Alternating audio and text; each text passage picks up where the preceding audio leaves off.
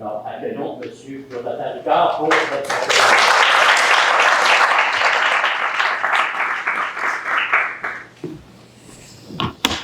Merci Michel, merci à tous d'être présents. Comme Michel disait, là, il a quand même bien décrit mon poste au sein de la Corporation du bassin de la Jacques-Cartier. Pour ceux qui ne savent pas, la CBJC, c'est l'organisme de bassin versant qui est mandaté là, par le ministère de l'Environnement pour assurer une saine gestion intégrée de l'eau à l'échelle des territoires des bassins versants au Québec. Pour la CBJC, le territoire d'application, c'est essentiellement le bassin versant de la rivière Jacques-Cartier qui prend sa source dans la réserve faunique des Laurentides et qui se jette donc à son embouchure à Cap-Santé et Donnacona dans le fleuve Saint-Laurent.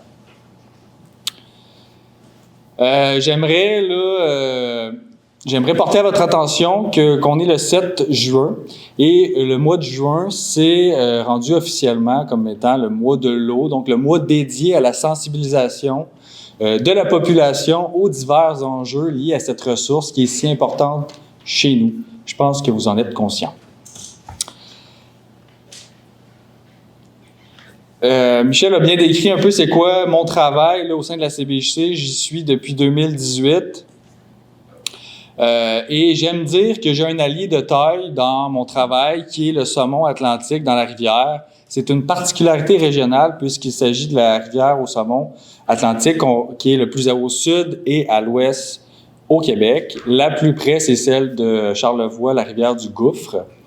Donc, c'est une particularité régionale et c'est une espèce qui est sensible à la qualité de son habitat. C'est une espèce qu'on dit parapluie. Donc, ce faisant, on s'en sert comme porte-étendard d'une saine gestion intégrée de l'eau du bassin versant, puisque les activités, les usages qui ont cours dans le territoire de son bassin versant s'écoulent donc dans la rivière et ont un impact sur l'habitat du saumon. Donc, je me sers beaucoup du saumon dans mon travail pour faire la promotion, la mobilisation à la saine gestion intégrée de l'eau, qui est la mission de l'organisme de bassin versant, la CBJC. Et je suis très content aujourd'hui, étant donné que c'est mon allié là, de tous les jours, je suis très content de vous entretenir ce soir là, sur l'histoire du saumon dans la rivière Jacques-Cartier, qui est une histoire de restauration écologique. La présence du saumon dans la rivière Jacques-Cartier se décline en 3 grandes phases, donc qu'on va passer au travers là, ce soir. Une première phase là, jusqu'au 19e siècle, une deuxième phase dans le 20e siècle, puis une troisième phase le plus aujourd'hui.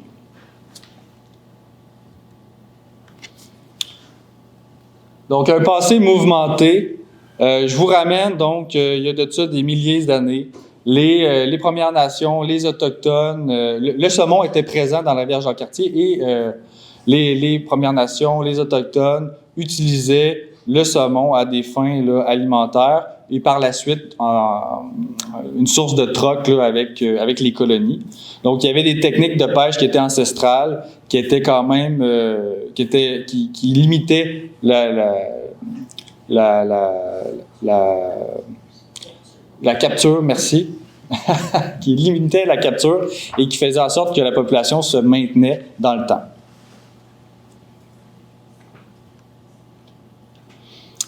Maintenant, je vous amène dans les années 1600. Donc, au début là, du régime français, la rivière Jacques-Cartier était utilisée par les trappeurs, puis comme source de commerce par la suite. Puis le saumon, là, c'était une denrée pour les échanges, comme je disais, puis ça a été un des principaux moyens de subsistance des premières colonies. La rivière était si abondante en termes de saumon là, que même Samuel de Champlain la mentionnait dans ses écrits comme étant... Il la nommait en fait la rivière des esturgeons et saumons. Nom qui n'a pas perduré dans le temps, c'est plutôt le nom de la rivière Jacques-Cartier qu'on a retenu en 1656, parce que il y avait interprétation que Jacques-Cartier avait séjourné à son embouchure, et c'est ce nom-là qui est resté dans le temps. Par contre, là, la ressource là, de saumon était toujours abondante dans ces années-là. Suite là, à la conquête britannique, là, je vous amène dans les années 1700, les terres qui bordaient la rivière Jacques-Cartier ont été octroyées à des officiers de haut rang et la pêche est devenue réservée à l'élite. Donc, rapidement, la pêche était encadrée pour les officiers britanniques. Et la pêche était c'était tellement un succès, si intéressante comme pêche, que les grands officiers se réservaient certains territoires le long de la rivière, dont le seigneur de Neuville. C'était si abondant, là, la ressource, que il y a des dessins, il y a des écrits là, de certains officiers britanniques, dont Tolfrey, qui décrivait comme la rivière Jacques-Cartier comme étant la rivière la plus belle au monde pour venir y pêcher le saumon. Puis il affirmait même qu'il serait prêt à faire la traversée Europe, rivière Jacques-Cartier, simplement pour venir profiter de la pêche au saumon dans la rivière.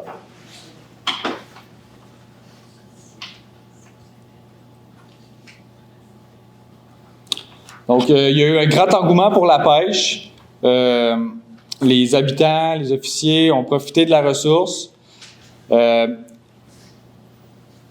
Par contre, il y a un endroit dans la rivière, aux Gorges des Ries, où se rassemblent plusieurs centaines de saumons au pied de la Gorge des Ries, dans la fosse hôpital qu'on appelle. Pourquoi qu'on l'appelle fosse hôpital? Parce que les Gorges des Ries est très difficile à franchir pour les saumons. On estime qu'il y en a seulement 1 sur 5 qui passent.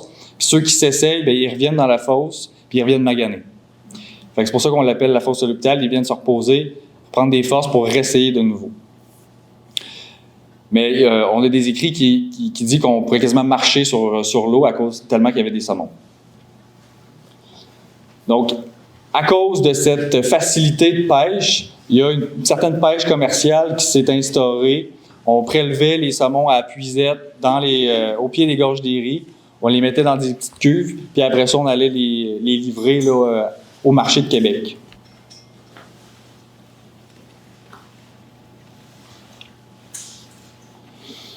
Fait que là, bon, il y a de l'exploitation de la ressource qui s'est faite de plus en plus grandissante. C'était tellement facile d'épuiser aux Gorges des Ries que là, il en laissait quasiment pas passer. Fait que là, 1850, il y a quelqu'un, là, un Richard Nessel, qui disait, ben, c'est pas durable comme pêche. Il faudrait peut-être légiférer, il faudrait peut-être encadrer cette pêche-là. Donc, il y a une loi qui a été adoptée en 1854 pour essayer d'éviter la surexploitation. Puis, par la suite, là, en 1857, ce même Richard Nessel, il a réalisé des expériences de pisciculture pour essayer d'ensemencer la rivière Jacques-Cartier, pour essayer de maintenir cette population-là. Donc, la première pisciculture date de cette époque-là. Puis, ça a été aussi un acteur là, de sensibilisation, là, un précurseur là, pour la population dans la rivière. Par la suite, 1877, il y a eu le premier club de pêche privé au Québec, le Club Select Jacques-Cartier River Fishing Club, qui assurait un certain contrôle de la pêche, puis il rapportait aussi que la pêche était encore bonne à cette époque-là, donc 1877. Mais depuis, ben pas depuis, mais pas longtemps après, il y a quand même eu une utilisation intensive de la rivière pour d'autres fins, soit industrielles, notamment là, forestiers, qui a commencé à causer un certain préjudice sur le saumon. Par exemple, 1870, il y a une construction d'une première digue qui est aujourd'hui appelée le barrage McDougall à Pont-Rouge, en amont justement du site des Ries, pour accroître le débit d'un moulin. Ce moulin-là a été converti en centrale hydroélectrique depuis. 1904, il y a eu la construction d'un autre barrage à Pont-Rouge, qui s'appelle aujourd'hui Bird. Puis en 1913, il y a eu la construction du barrage à l'embouchure, comme Michel disait tantôt, sur la rivière, entre Donnacona et Cap-Santé, qui était vraiment à l'embouchure de la rivière. Donc, à partir de ce moment-là, la rivière ne pouvait plus monter le saumon ne pouvait plus monter dans la rivière. Ça, c'est une image là, de la construction du barrage en 1913. Ce qui entraîne donc la disparition du saumon. Donc, les années qui ont suivi, 1914, 1915, ben là, les derniers saumonaux qui étaient nés en rivière ont descendu la rivière, sont allés en mer, ont vécu leur vie. Mais lorsqu'ils sont revenus, ben, ils se sont fait bloquer le nez au barrage. Donc, à partir de ce moment-là, disparition du saumon dans la rivière. Pourquoi? Ben là, j'ouvre une petite parenthèse là, non historique, mais plus biologique, à cause justement de la biologie de l'espèce. C'est une espèce qu'on dit anadrome. Donc, c'est une espèce qui naît et se reproduit en rivière, mais qui va s'alimenter en mer, en eau salée. Donc, s'il n'y a pas d'accès aux frayères, ben, il ne se reproduit pas. Puis, s'il n'y a pas d'œufs, ben, il n'y a pas de recrutement.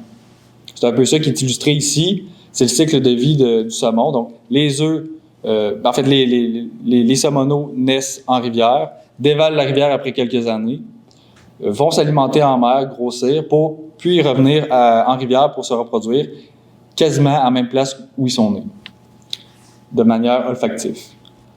Donc, comme je disais, les œufs sont pondus à l'automne. Ils passent tout l'hiver enfouis dans le gravier. Ils sont oxygénés par le débit de la rivière.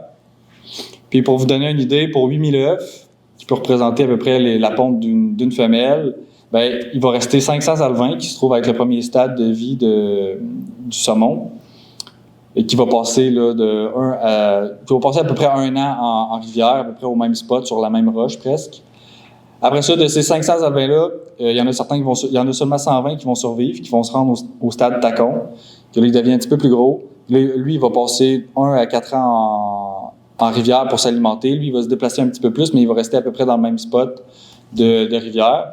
Puis après ça, de ces 120 tacons-là, il y en a à peu près 50 qui vont survivre, qui vont devenir saumonaux, qui, eux, lorsqu'ils deviennent saumonaux, ben, c'est leur déclenchement pour leur dire « OK, moi, je dévale, puis je m'en vais en mer pour aller m'alimenter ailleurs. » Fait que il y a 50 saumonaux sur les 8000 œufs qui vont descendre de la rivière, qui vont aller jusqu'en mer, puis ils vont aller jusqu'au Groenland.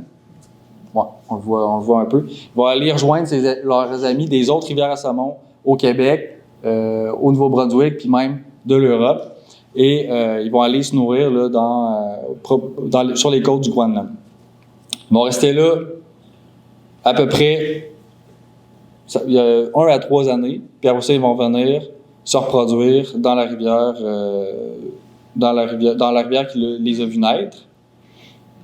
Donc, ils ont des formes océaniques pour être un petit peu plus aérodynamiques lorsqu'ils sont en mer, parce qu'ils parcourent des extrêmes grandes distances. Puis quand ils arrivent en eau douce, ben là, ils changent leur physionomie, puis ils deviennent différents. Le mâle, il devient avec un crochet, fait qu'il est facilement identifiable. Je ferme la parenthèse, plus biologique. Donc, si je résume la première phase, là, abondance, préservation qui était exploitation qui était somme toute durable au début, là, 1600, 1700. Puis à un moment donné, ça s'est mis à être un petit peu plus exploité de façon commerciale. Une surexploitation qui s'est faite. La population a tranquillement diminué jusqu'à se voir disparaître lorsqu'il y a eu une succession de constructions de barrages qui limitaient sa migration. Puis comme je viens de vous dire, sa migration, c'est essentiel à sa survie. Parce que s'il n'y a pas accès aux frayères, ben, il ne peut pas faire des œufs. Puis s'il n'y a pas d'œufs, ben, il y a un problème de recrutement qui fait en sorte qu'il y aura éventuellement pas d'adultes qui vont revenir en rivière. Avec 1913, construction du barrage en embouchure, fait qu'il n'y a plus de place où aller, il est bloqué. Donc, disparition du saumon. En même temps, il y a eu de la drave dans la rivière, il y a eu des activités autres qui se sont passées.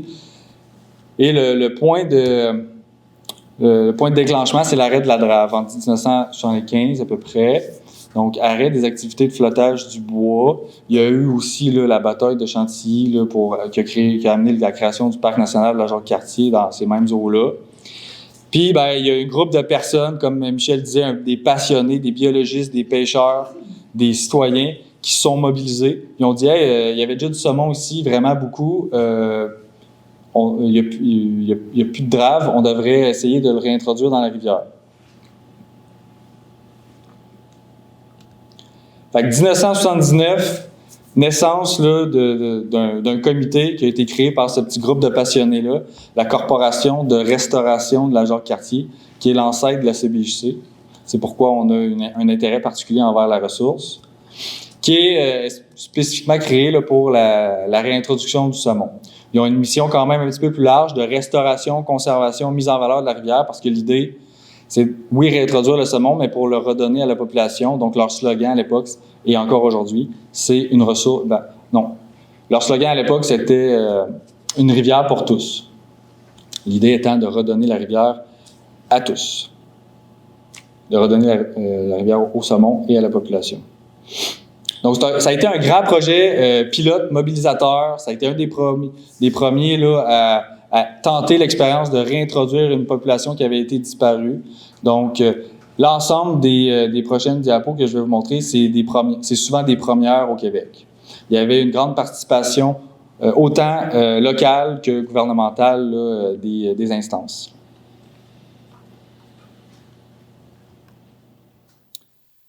Donc, comme j'ai évoqué rapidement, plusieurs défis quand même. Là, à l'époque, c'était une des premières à essayer de tenter l'expérience de réintroduire le saumon. Donc, il y a plusieurs défis.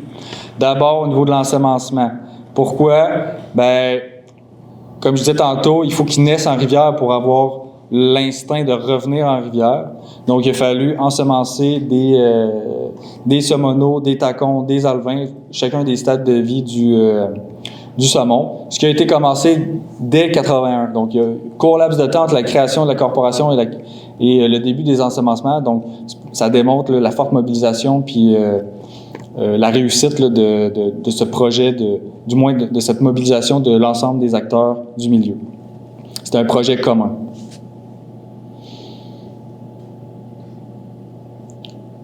Puis, chose encourageante, déjà en 83, on voyait le retour là, des premiers saumons là, adultes qui étaient issus du programme d'ensemencement. Comment on a fait pour savoir que c'était les saumons qui provenaient du programme d'ensemencement? Parce qu'on leur coupait une petite nageoire qui leur sert pas à grand-chose, la dipeuse. Puis, donc, quand ils revenaient, on les échantillonnait, les poissons qui revenaient. En fait, on les capturait, puis on regardait s'il y avait le bout de dipeuse coupé. Puis, c'est ça qui nous démontrait que ça provenait du programme d'ensemencement. On a fait ça quand même plusieurs années. C'est tout récemment qu'on a arrêté de couper la dipeuse, que le ministère a arrêté de couper la dipeuse pour essayer de recenser là, quelle est la proportion de saumon adulte qui provient du programme d'ensemencement versus ceux qui reviennent naturellement. Parce que il y avait la proportion de saumon qui revenait de façon naturelle était de plus en plus grande. Donc, grand projet, programme d'ensemencement dans la rivière, 1980. Ça faisait les manchettes. 81. Après ça, un autre défi, la montaison. Parce que là, on ensemence, OK. Là, mais là, ils reviennent, mais ils sont encore bloqués au barrage de Donnacona. Fait que 85, aménagement d'une passe migratoire au barrage de Donnacona, du côté de Donnacona. Première passe migratoire sur la rivière. Ça a été un projet innovant et c'est un projet quand même c'est un investissement quand même assez important qui a été financé entre autres par le gouvernement du Québec. Il y a d'autres obstacles sur la rivière. Je parlais tantôt d'autres barrages à Pont-Rouge. Il y a eu des passes migratoires qui ont été aussi installées à ces endroits-là, mais ils n'ont pas été conçus là, à cause de la morphologie de la rivière. Ils n'ont pas été conçus pareil, ce qui fait en sorte que leur efficacité n'est pas encore démontrée, alors que celle de Donnacona était efficace. Il y a aussi un autre obstacle, mais celui-là naturel, qui est les gorges des Ries. Tantôt, je disais que, historiquement, c'était un endroit où les saumons avaient de la misère à traverser, mais il y en avait quand même quelques-uns qui passaient. Tantôt, j'ai évoqué le 1 sur 100, mais considérant qu'il y avait des milliers de saumons, il y en avait quand même assez qui réussissaient à franchir pour aller se reproduire en amont. Mais avec les activités de flottage de Drave, ça l'a, sur 60 ans, ça l'a perturbé un peu le lit de la gorge, qui fait en sorte qu'il était encore plus difficile de traverser la gorge. Puis en même temps, avec la centrale, il y avait une gestion de débit. Donc, il y a des aménagements qui ont été réalisés au sein même, dans le lit de la gorge des Ries, pour créer un genre de palier, pour essayer de rendre ça un petit peu plus accessible pour les saumons. Un autre défi qui est en lien un peu avec l'ensemencement, c'est la dévalaison. Tu sais, là, les saumons ont été réintroduits dans la rivière, là, ils peuvent monter avec les passes migratoires. Mais là, ils naissent, ils se nourrissent en rivière, mais là, après ça, ils dévalent. Ils dévalent pour se rendre en mer, pour aller se nourrir. Mais là, il y a des centrales hydro. Fait que là, c'est quoi qu'ils font? Ben, ils passent dans les turbines, puis ils se font hacher. Fait qu'il y a des systèmes là, de protection qui ont été installés déjà en 1994, c'est une des premières au Québec. Des systèmes de canaux de dévalaison qu'on appelle. C'est des canaux de déviation, en fait, avec des grilles fines qui permettent de bloquer les saumonaux avant qu'ils rentrent dans les turbines, puis de les faire dévier vers des canaux là, qui contournent la centrale pour aller les jeter en aval de la centrale. Donc, là, peut-être que vous ne voyez pas super bien, là.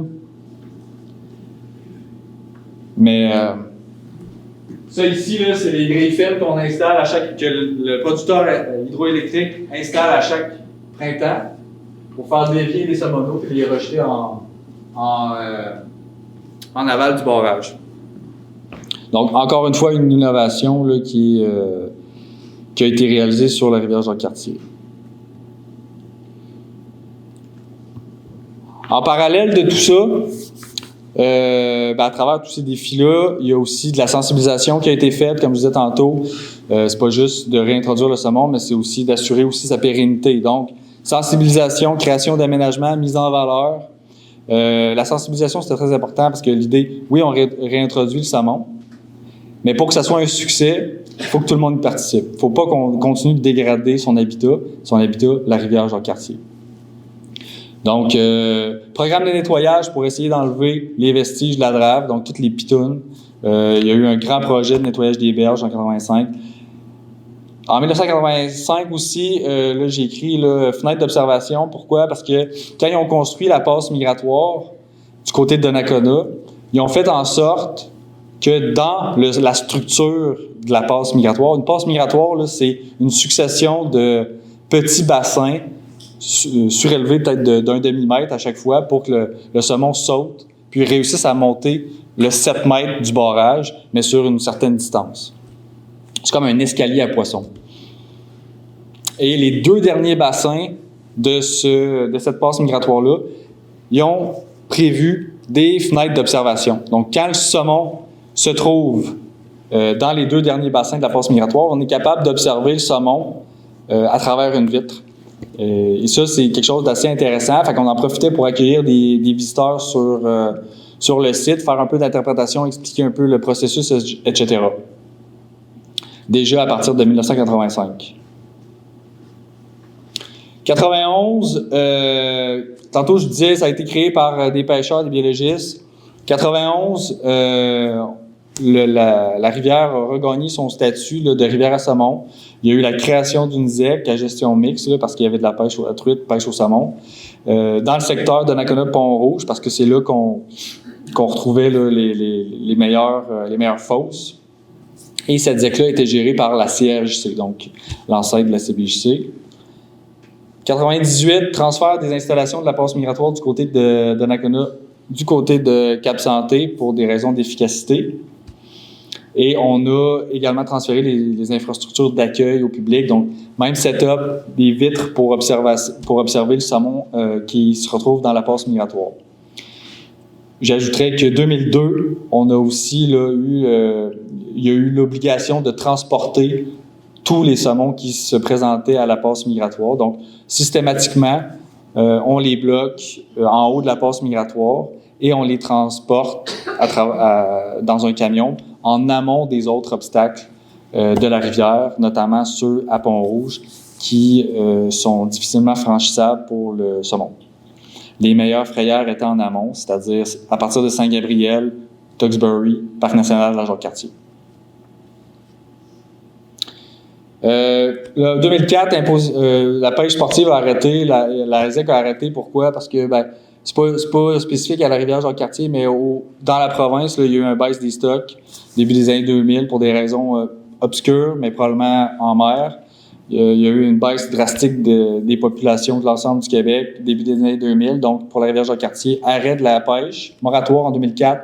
Puis 2009, on s'est dit, OK, plus de pêche, là, c'est sûr qu'il n'y aura plus de pêche. On va vraiment attendre que la population se rétablisse avant de réouvrir la pêche. Fait que si je résume la deuxième phase, donc point déclencheur, plus de draps sur la rivière, il y a un groupe de passionnés un peu fous là, qui se disent pourquoi pas réintroduire le saumon dans la rivière. Il était là avant, donc il y a certainement une qualité et de l'habitat pour l'espèce. Ça a été mobilisateur, plusieurs partenaires, ça a été un projet commun quasiment provincial. Beaucoup de projets pilotes, beaucoup d'innovations sur la rivière qui a été réalisé, beaucoup d'adaptations, une belle participation des producteurs hydroélectriques qui ont ajusté leur façon de faire puis pour permettre là, au saumon autant de monter que de descendre et de compléter son cycle de vie. Donc aujourd'hui, demain, puis là, cette photo-là, c'est une photo justement qu'on peut observer dans les vitres que je parlais tantôt à la passe migratoire, du côté de Cap-Santé. Donc 2004, je disais fin de la ZEC, c'est aussi la fin de la CRJC qui est devenue CBJC, Corporation du bassin de la Jacques-Cartier. On a élargi notre mission.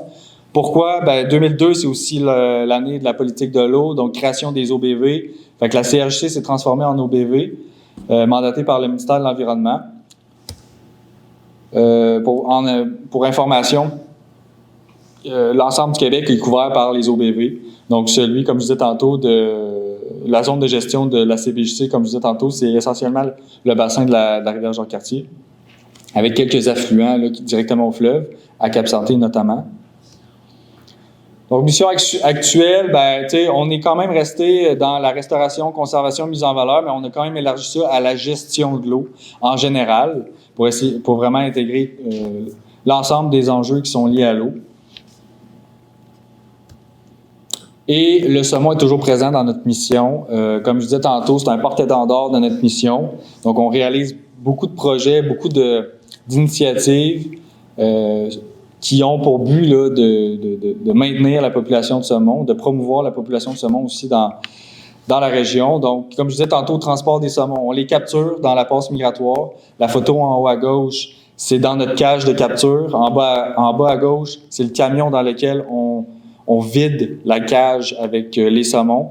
Et c'est la voiture aussi avec laquelle on va porter en amont. Puis, la photo de droite, c'est aussi du Parc national de la Jacques-Cartier. Donc, on déverse là, finalement les saumons qu'on a transportés dans la rivière. On a 3 endroits où on va livrer les saumons dans la rivière. Une plus au niveau de Shannon, Saint-Gabriel, Sainte-Catherine, puis dans le parc. On fait toujours de la production saline-nicole, donc les ensemencements qui ont commencé en 81 perdurent encore aujourd'hui. Et la tendance, là, depuis, là, c'est quand même une tendance qui est encourageante. Là, on observe quand même une tendance à la hausse sur le retour des saumons en montaison. Donc, il y a un cycle, c'est cyclique à cause notamment des ensemencements, mais la tendance à long terme, c'est une tendance qu'on observe là, qui tend vers la hausse. Donc, on est assez optimiste. Il y a quand même une montaison, là, elle n'est pas sur le graphique, là, mais en 90, il y avait 1185 saumons qui ont monté la rivière Jacques-Cartier. Donc, comme je disais tantôt, accueil des visiteurs à la passe migratoire à Cap-Santé depuis déjà 1998. Et c'est un espace pour nous d'accueil, de sensibilisation, qui nous permet un peu de répondre un peu à notre mission, sensibilisation, mise en valeur, conservation de la ressource. Ça nous permet, c'est ça, on accueille les visiteurs avec un interprète sur place, là, notamment avec Cap-Santé comme partenaire, pour accueillir les visiteurs, faire un peu d'interprétation, sensibilisation sur les enjeux liés à l'eau. Puis le point fort là, d'intérêt du site, c'était évidemment là, l'observation des saumons à travers les vitres. Là, vous avez à gauche là, une petite fille qui profite de la présence du saumon dans la passe migratoire. Puis à droite, c'est les saumons qu'on peut observer qui entrent dans la passe migratoire au pied de la centrale. Donc, c'est ce à quoi ressemblait l'infrastructure d'accueil en 1998. C'est un petit bâtiment qui... pour lequel, là, aujourd'hui, on fait des travaux de rénovation, d'amélioration, de bonification pour essayer d'augmenter l'expérience offerte aux visiteurs parce que on se rend compte, que la conscience collective du fait qu'on retrouve du saumon dans la région est quand même assez méconnu, ce qui fait qu'on essaie de promouvoir de plus en plus la présence du saumon dans la rivière Jacques-Cartier, étant donné que c'est quand même le roi des rivières, c'est quand même une espèce emblématique, puis c'est un allié là, pour nous, pour notre mission de saine gestion de l'eau. Donc, on veut améliorer l'expérience, accueillir plus de visiteurs sur le site, puis aussi donner accès à la ressource à la population pour qu'ils puissent venir observer. C'est quand même une expérience assez impressionnante lorsque on voit un saumon long de même à proximité. Donc, infrastructure qui a été construite en 1998, projet qu'on est en train de mener. Donc, ça, c'est les plans qui ont été rendus publics à l'automne dernier. Justement au site de la passe migratoire, donc réfection du bâtiment d'accueil, amélioration de l'espace où on va observer le saumon pour créer une expérience immersive. Et pour vous donner un petit avant-goût, là, voici où ce qu'on en était dans les travaux récemment. Et il va y avoir une invitation prochainement pour l'inauguration du site au courant de l'été, lorsque les travaux vont être complétés. Fait que je vous remercie de votre attention, puis j'ai du temps là, pour répondre à vos questions, puis c'est ça, ça va me faire plaisir là, de répondre à vos préoccupations, questions, commentaires sur cette présentation, sur le saumon, sur la rivière, la gestion de l'eau, etc.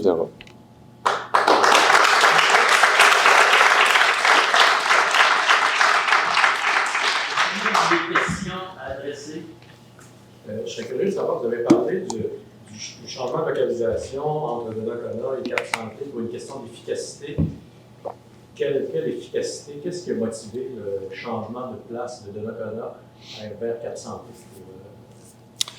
Il y avait diverses raisons. Il y a eu, en fait, la centrale hydroélectrique qui s'est aménagée sur la rive de Cap-Santé. Il fallait annexer la passe migratoire à cette centrale-là, donc il fallait la mettre adjacente à cette passe-là. Et la configuration de la rivière fait en sorte que du côté de Donnacona, oui, c'est efficace, mais il y a beaucoup de décrochements.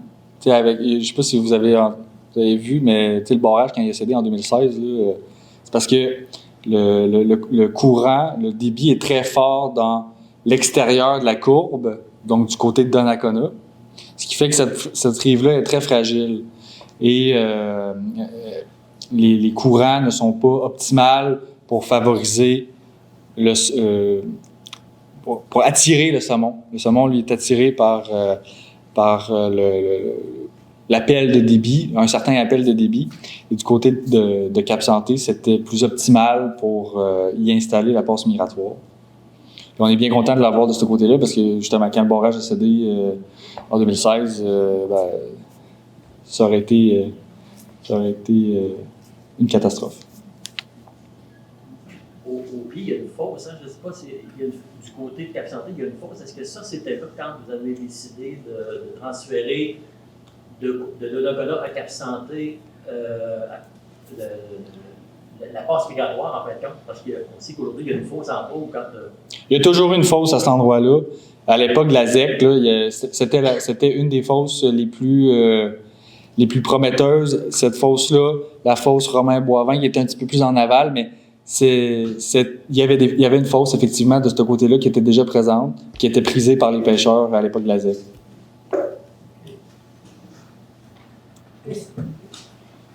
Le fait qu'il y a des années qu'il y a moins de saumon, moins de montaison, est-ce que ça peut être causé aussi par le réchauffement de l'eau à cause du changement climatique ou des choses comme ça? C'est une bonne question. La réponse, c'est non.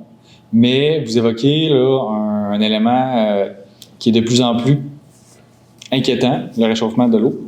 La variation la variation du nombre de montaisons, c'est plus lié aux ensemencements. Comme je disais, on a commencé en 81 en ensemençant beaucoup.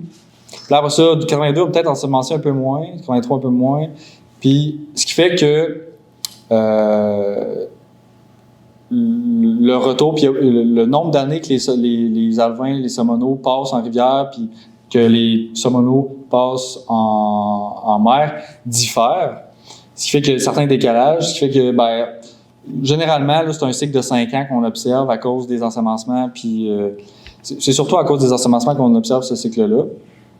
Mais je vais revenir quand même sur la notion de réchauffement de l'eau, qui est de plus en plus préoccupant, parce que, tantôt je disais que c'est une espèce sensible à la qualité de son habitat, puis faisant partie de son habitat, c'est l'eau, la température de l'eau. C'est une espèce qui est sensible à la température de l'eau. En haut de 20, il commence à être stressé.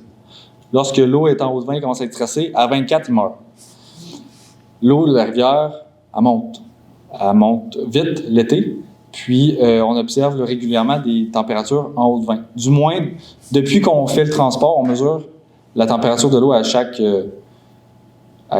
jour régulièrement pour s'assurer que c'est correct pour le saumon. Parce que dans la passe migratoire, l'eau, il y a moins d'eau, fait qu'elle se réchauffe plus vite. Et cette température-là, lorsqu'elle augmente en haut de 22 degrés, nous, on ferme la passe migratoire. On ne veut pas que les saumons montent, on veut les laisser dans les fosses. D'où la pertinence des fosses et des refuges thermiques dans la rivière. Mais c'est ça, on ferme la passe migratoire quand c'est en haut de 22. C'est quoi je m'en ai dit?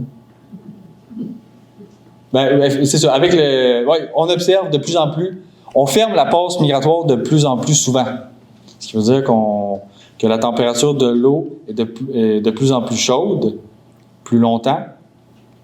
Parce que ça prend 2 jours en haut de 22 pour qu'on arrête la passe, qu'on ferme la passe. Avant, on pouvait avoir des journées là, que l'eau montait à 22, mais elle redescendait durant la nuit. Fait que ça faisait en sorte qu'on ne fermait pas la passe. Mais on observe là, une tendance à la hausse au niveau de la température de l'eau. Puis ça, c'est un autre débat, les changements climatiques, là, mais effectivement, c'est sensible au changement climatique, le saumon. Est-ce que vous prévoyez dans les années prochaines de ne plus être obligé de les transporter? Excellente question. Là-dessus, je vais peut-être faire une parenthèse. Le transport des saumons, c'est pas nous qui décidons. Nous, on est en fait, les centrales hydroélectriques, ils ont, pour produire leur électricité, ils ont besoin d'autorisation. Pour obtenir l'autorisation, ils ont certaines obligations, notamment celui d'assurer la libre circulation des poissons, dont le saumon. Donc, ce transport-là, c'est une obligation que le ministère de la Faune oblige aux propriétaires hydroélectriques. Nous, on est mandatés pour faire ce transport-là, parce qu'on le fait depuis toujours. Maintenant, quand est-ce qu'on va arrêter de transporter les saumons? Ben là, c'est touché. D'abord, il faut que la population de saumon soit assez élevée pour dire que l'effort de transport est trop importante. Chose qu'on n'est pas encore rendu. C'est vraiment plus en haut de 1000. Là. Quand on va commencer à être en haut de 1000, là, on va se mettre à plus y réfléchir. En ce moment, on n'y réfléchit pas. Pourquoi? C'est que ça prendrait des investissements vraiment importants pour soit rendre l'ensemble de la rivière libre d'accès pour le poisson. Ça demanderait des investissements très importants. Puis pour l'instant,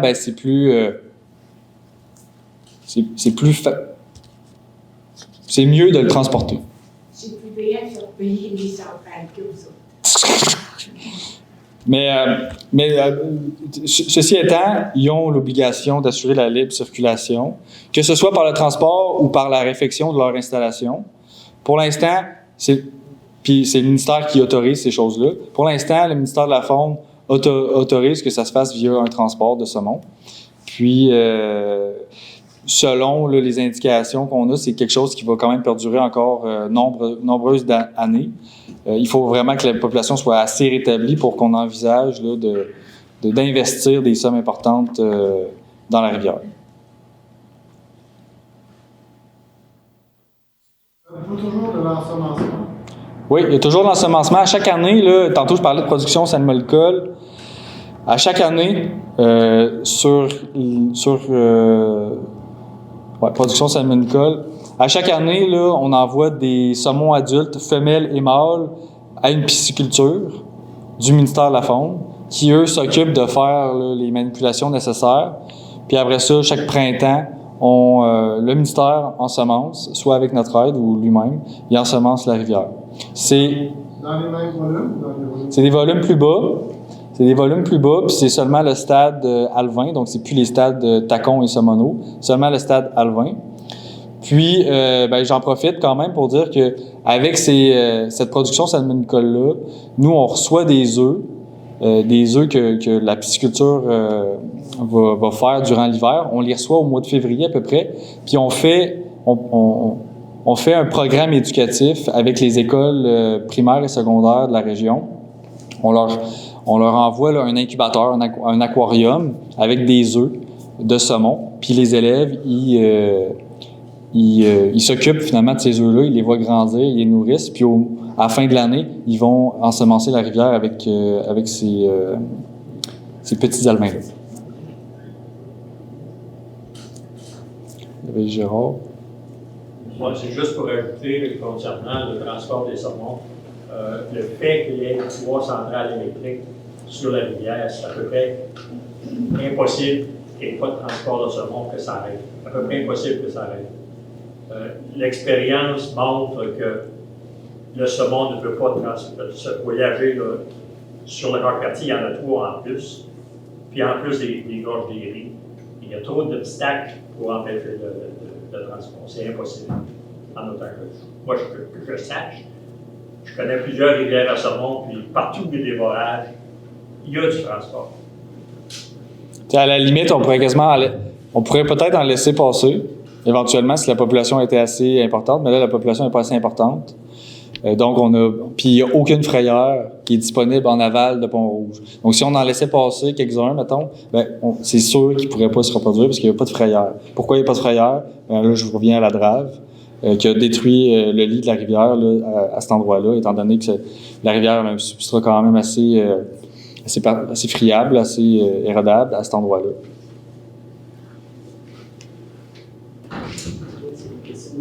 La visite à la passe migratoire, la meilleure période que tu suggères? La période de montaison du saumon s'étire de mi-juin à début septembre, fin mi-septembre. La meilleure période, c'est fin juin, première moitié de juillet. Même juillet, habituellement, c'est bon. Il y a où qu'il y en a aussi, mais c'est moins sûr, mettons. Est-ce que l'accueil actuellement qui est en train d'être revampé à neuf va peut-être être prêt pour juillet? Est-ce que là-dessus on a quelque chose? Ouais, ben là, comme je vous montrais, là, ça c'est sorti fraîchement là, de mon appareil photo. Là. Ça s'en vient. On vise juillet, effectivement. Là, c'est ça dans les plans, justement, pendant qu'il y a une abondance de saumon dans la passe migratoire pour les observer. Je peux rien garantir là, aujourd'hui, mais il y a une annonce qui devrait être faite, là, une invitation du moins qui devrait être lancée avant la fin du mois de juin. Est-ce qu'il y a d'autres questions? C'est le temps. S'il n'y a pas d'autres questions, je ne peux que remercier grandement Jonathan.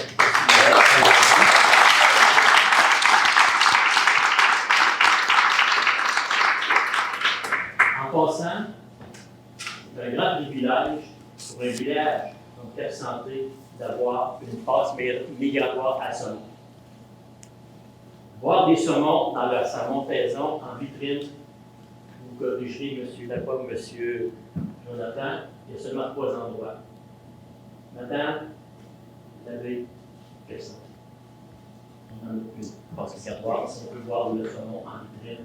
Et non seulement on peut voir des saumons, mais on peut voir aussi, quand on y va, et surtout qu'on y retourne, avoir la chance de voir justement ce transport VIP qu'ils doivent faire quand on les capture à la passe, on les installe, ça prend un milieu réfrigéré, c'est hyper scientifique, c'est hyper passionnant et je vous souhaite tous d'aller vivre ces moments-là à la passe migratoire dès que ça va réouvrir, on va avoir l'annonce bientôt en juillet. J'étais à vous voir, comme je suis un des fidèles de la passe, j'en vois plusieurs ici qui vont régulièrement aussi, mais C'est un grand privilège qu'on a, et c'est pour ça aussi qu'on s'est dit, ben, il y a une histoire à ça, là. C'est pas banal de réintroduire une espèce, une population qui est disparue depuis un siècle, pratiquement dans la rivière, avec les grands défis d'aujourd'hui, dont les réchauffements climatiques, comme tu disais. Alors, merci Jonathan pour tout ça. Si jamais la conférence de Jonathan, c'est qu'il y a vraiment le fun important qui existe depuis les années 80. D'ailleurs, la couverture est par l'artiste de santé de Michel Bouillard, qui s'appelle Histoire du saumon dans la Jean-Cartier. Puisque M. Ricard évoquait par rapport à toll free, les choses des années 1800, il y a des choses historiques là-dessus. Tout le cycle du saumon est dans ça aussi. C'est simple, c'est facile, c'est très imagé. C'est un petit livre qu'on vous offre, c'est en fin d'édition au 20 $. En fait, si jamais il y en a qui les intéressent, il va être disponible à la porte, j'imagine, aussi, mais en fait, si jamais il y en a qui en veulent, c'est justement, on a un de nos membres justement qui a fait le ménage dans ses boîtes, et puis il y avait une caisse de ça, on a eu une idée de ça d'un bon citoyen qu'on remercie. Mais si jamais il y en a qui veulent avoir ce livre-là, il sera disponible. Merci de votre attention. Merci beaucoup, Jonathan. C'est plaisir. Intéressant. On a très hâte d'avoir. C'est assez impressionnant. Moi, quand je suis tombé là-dessus en 2018, quand j'ai vu le